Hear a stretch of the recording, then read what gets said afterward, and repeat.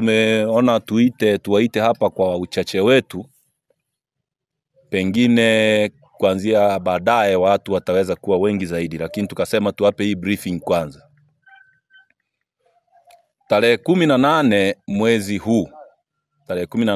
huu, ndugu yetu ambaye ni kijana wa familia yetu lakini ni kiongozi wa Chadema, Mheshimiwa John Wegesa Heche, alikuwa anatokea Dar es Salaam akafika Mwanza kwa ndege tarehe 17. Tarehe 18 akatoka Mwanza akiwa ana dereva wake mmoja ambaye ni mdogo wetu anaitwa Enoch, na yeye mwenyewe. Walikuwa watu wawili tu pamoja na msaidizi wake ambaye anaitwa Daudi. Kwa hiyo walipita sehemu ya barabara kuu ya Mwanza Tarime. Ieleweke, walipita barabara kuu, na sehemu walizopita wamepita kuanzia Mwanza wakapita beria ya Magu, ambao ni beria ya kiserikali ambao wagi na watu wa uhamiaji, watu wa TRA na vyombo vingine vyote huaga viko pale Magu, nafikiri wote mnafahamu. Lakini baadaye pia walipita beria ya Kirumi, tunaita alimaarufu Kirumi, beria ya Mto Mara ambayo imetenganisha wilaya ya Rorya, Musoma na Tarime, aidha na Butiama pia. Na penyewe pia walifanyiwa ukaguzi wa kawaida wakapita, wakaja mpaka Sirari. Walivyofika Sirari, mimi ni sehemu ya watu ambao tuliongozana nao kwa ajili ya kumsindikiza makamu mwenyekiti aweze kuchukua safari yake ya kwenda kwenye msiba wa kiongozi mkuu wa upinzani kwenye ukanda wa Afrika, au kiongozi mkubwa sana wa kidemokrasia, Mheshimiwa hayati Raila Amolo Odinga, aliyekuwa anazikwa siku ya Jumapili tarehe 19. Kwa hiyo alipofika pale Sirari, kama mnavyofahamu sasa hivi tayari utaratibu ulishabadilika. Utaratibu unaotumika ni wa one stop center. Zamani wakati tunaanza, kabla ya Umoja wa Mataifa, East Africa Community haijatengeneza sheria, ulikuwa mtu ukifika Sirari boda ya Tarime unaenda Kenya, unagonga boda pale muhuri, unaenda upande wa pili tena unavuka beria tu kwa mguu. Aiza kama una gari unakuwa na dokumenti zinazotakiwa, na kama hiyo gari labda itaenda zaidi ya kilomita 10 ndio unaiombea dokumenti. Otherwise unagonga muhuri hapa kwenye passport yako, au barua ziko pia, hata barua za temporary traveling document. Unavuka upande wa pili pale unagonga. Baada ya kuja kitu kinaitwa East Africa One Stop Center ambayo ipo kwenye boda zote. Mimi nimewahi kupita boda ya Busia, Sirari na Manga na zingine zote. Hayo majengo yapo sasa hivi. Unachofanya kama unaenda Kenya, wewe huna haja ya kusimama Tanzania, unaingia upande wa Kenya, unagonga muhuri. Sasa gari ya Mheshimiwa makamu mwenyekiti ilikuwa imeambatana na mimi pia. Iliingia kwenye barabara hiyo, na maafisa wa migration pamoja na wengine wa maafisa wa pale walifungua zile beria, tukaingia upande wa Kenya. Kwa hiyo tulivyoingia pale upande wa Kenya, yeye alienda moja kwa moja dirishani, kwenye dirisha la exit Tanzania. Yani unaondoka Tanzania, liko pale ndani. Tukimaliza hapa mweze kwenda pale muone, na bahati nzuri ile jengo lina CCTV na nini, tukaingia pale, akaomba kuexit ili aingie upande wa Kenya agonge. Akatokea afisa mmoja na mkumbuka, alikuwa kama na mwenge na nyota, anaitwa Sonda. Jina moja niliona kwa jina la Sonda. Akachukua passport, akakagua, alafu akamwambia, wewe huruhusiwi kusafiri. Ndipo pale mlipoona ile clip iliyo kwa imezunguka ikiwa inamuonesha makamu mwenyekiti anamhoji, kwa sababu haijulikani kwa nini haruhusiwi kusafiri na ni mtu ana passport na document inayokuruhusu kusafiri. Kama gari inavyokuwa na bima, gari ikishakuwa na bima huwezi kuiambia gari haitakiwi kukanyaga barabarani. Mtu akiwa na document ya passport anaruhusiwa kusafiri. Kwa hiyo akawauliza, na sisi tukajaribu kuwahoji pale maswali ya msingi. Kama haruhusiwi kusafiri, ni mahakama ndio zimemzuia, au ana dhamana polisi, au ana dhamana mahakamani, ambayo hiyo dhamana imempa baadhi ya vigezo kwamba huruhusiwi kutoka nje ya nchi? Hakuna. Yeye yule mtu akatoka nje ya ofisi, akatoka nje kama vile haelewi, akaondoka. kabla hajaondoka alitoa baadhi ya lugha pale ndani, even though kwenye kioo mle akiwa mtu upande wa kule ndani umsikii vizuri, lakini alitoa lugha kwamba elewa hivyo, kama hunielewi mimi nimeshakwambia huruhusiwi kusafiri. Basi tukabidi tukae pale kwa ajili ya kusubiri. Makamu akakaa pale kwenye benchi. Alivyokaa pale kwenye benchi, na nyuma ya lile benchi pia kuna mashine za China Aid pale ambazo wazi zinafanya scanning. Kwa hiyo alikaa pale kama kuanzia saa 8 mpaka saa 11. Baada ya kufika saa 11 tukapokea simu kutoka nyumbani, kutoka kwa mama zetu, wakimtaka makamu aondoke eneo lile kwa sababu ya situation zilizokuwa zinaonekana za pale sio za kiofisi tena.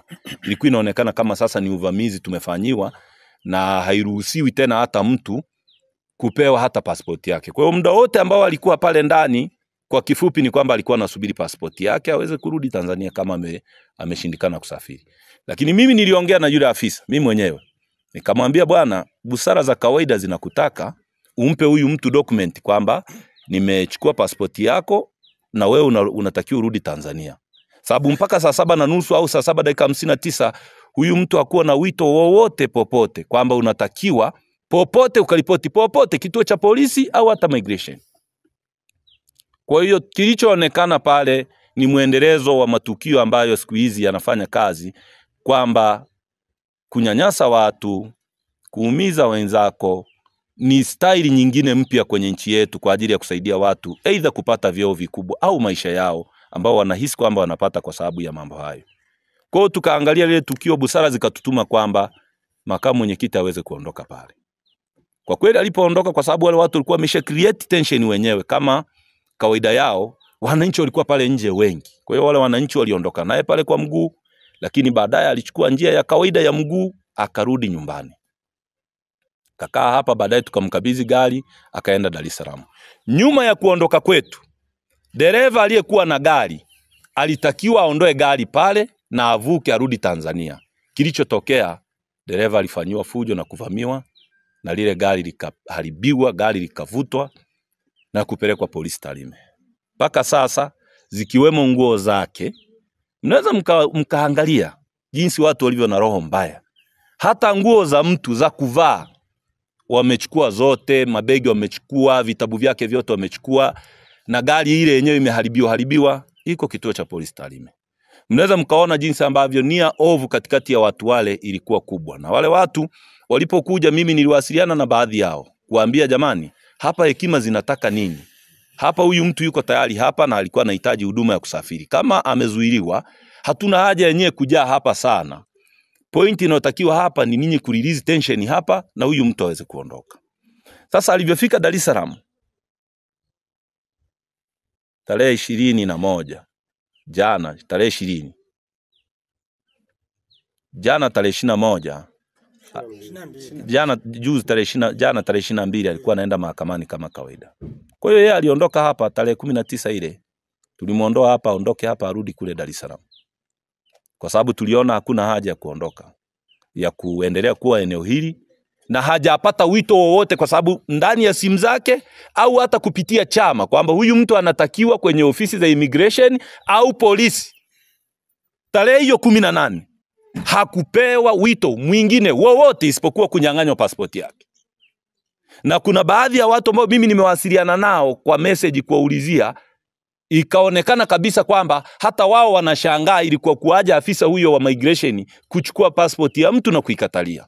Kwa hiyo tulisubiri tukifikiri serikali inazungumza kwa karatasi, kwamba serikali siku zote government speaks on paper, itatuma labda barua baadaye kupitia kwa chama kwa sababu ile ni kiongozi ana address. Sasa tukamwambia, bana, kwa sababu hapa uko stranded, nenda ukaendelee na mambo ya kesi, kwa sababu kulikuwa na wito wa kesi nyingine ambao mmeisikia jana, ambao mahakama imetangaza kwamba itangazwe kwenye magazeti. Kwa sababu ya wito ule tukasema hapa inaweza kawa kuna mchezo unachezwa, huyu mtu asifike mahakamani. Kwa hiyo acha aende. Akaenda mahakamani kwa ajili ya kuripoti kwenye hiyo kesi ambayo imefunguliwa tena huko na watu wanaojiita sijui viongozi wa chama kutoka Zanzibar. Mnaifahamu hiyo kesi ambayo ni kesi ya madai ambayo chama kimefunguliwa. Kwa hiyo alivyofika kule Dar es Salaam, anaenda mahakamani akiwa na wasaidizi wake, akiwepo ndugu Mlime ambaye ni msaidizi wake, ndipo mlipomuona jana pale amekamatwa na gari nyeupe Hilux double cabin na akapandishwa pale, vyombo vya habari vyote vimemchukua, na baadaye viongozi wa chama kupitia kwa mkurugenzi wa chama Mheshimiwa Garubindi ambaye ni wakili, ambaye ni mkurugenzi wa masuala ya sheria wa Chadema, wamefika Central Police, wakaambiwa ni kweli amefika hapa, lakini tunamsafirisha kwenda Tarime. Kwa hiyo baada ya hapo ikabidi wasaidizi wake na ofisi yake pia tuwaombe kwamba waondoke kule. Sasa katika hali ya kutushangaza sisi, kwa nini tumewaita hapa kwa mafamilia na tunawaomba kupeleka hii message yetu mbele. Mtu ambaye ni kiongozi, ambaye anaweza kuitwa polisi pia kwa barua, kwa message vyovyote vile na akaenda, serikali imechukua jukumu la kumbeba kutoka Dar es Salaam kwa fedha za serikali, mafuta ya serikali, na pengine na watu wamelipwa posho pale ndani, kama ambavyo inaonekana saizi kwamba uharibifu wa mali kwa ajili ya watu kupata posho zao ni sehemu ya maisha ya watu kwenye serikali yetu. Wameondoka naye. Distance ya kutoka Dar es Salaam mpaka Tarime, hata kama unasafiri na basi la Best Line ambalo limeondoka jana saa 7 usiku, leo liko Tarime. Si ndio hivyo jamani? Liko Tarime Best Line basi. Basi kama ni pikipiki yenyewe ingeisha ingia pia. Wamechukua gari za serikali ambazo wanajua wao wenyewe, wameondoka na huyo mtu jana saa 3. Saizi masaa 32. Gari ya kawaida inaenda Dar es Salaam kwa masaa 18, 16. Masaa 32. Na huyu mtu ambaye wameondoka naye ni mtu ambaye utaratibu wake wa maisha alishaubadilisha. Ana mfumo wake wa chakula, ana mfumo wake wa kulala, na ana mfumo wake wa kufanya na mazoezi. Lakini kingine kikubwa ni kwamba hatuna imani na hao watu, kwa sababu huyu mtu ameshasema kabla kwamba anawindwa kwa uovu, ama kwa kuwekewa sumu, ama vyovyote vile wanavyojua wao. Na alishapewa tahadhari hizi na alishazisema yeye mwenyewe kwenye public domain. Sasa sisi kama familia, mimi binafsi nimepokea simu nyingi sana za wananchi wa kawaida wasio kuwa na chama, wachungaji na watu mbalimbali wakitaka kujua huyu mtu yuko wapi. Na sisi tumewaita hapa kutaka mumuulize Rais Samia Suluhu Hassan, ambaye yeye ndiye kila siku anaonekana kusema mimi ni amiri jeshi mkuu, mimi ni amiri jeshi mkuu, mimi ni amiri jeshi mkuu, kwamba uamiri jeshi ni pamoja na kulinda raia katika nchi yako. Uamiri jeshi sio kuagiza watu kuumizwa na kuuawa. Tunasema serikali na jeshi la polisi wasitengeneze taharuki zisizokuwa na msingi, ambazo hazina maana, unnecessary. Kwamba mna mtu wa watu ambaye ana watoto, ana familia na mama zake kama hawa hapa. Ni vizuri mkawaambia, familia ikaambiwa ndugu yetu yuko wapi? Yani tunataka tujue ndugu yetu yuko wapi? Tumeenda polisi, kituo cha polisi leo saa 3 asubuhi. Siji kaleta shida. Tumeenda saa 3 asubuhi kituo cha polisi Tarime, hayupo. Tumemtuma wakili, ameenda immigration, hayupo. Tumetuma uongozi wa Chadema mkoa kupitia kwa katibu wa mkoa wa Chadema, na hatujataka wananchi, naomba muelewe, hatujataka wananchi kutaka kuongozana na sisi. Ila wananchi sio kwamba hawapo wa kuongozana na sisi kudai alipo ndugu yetu. Wapo wengi sana na wako tayari. Tena wakiita wanakuja. Lakini sisi tulichofanya kama familia, tunataka kutoa muda. Ndugu yetu wamepatikana. Na tunatoa muda kwa ajili ya kuendelea kuonesha ustahimilivu wetu na ustaarabu wetu katika mambo haya.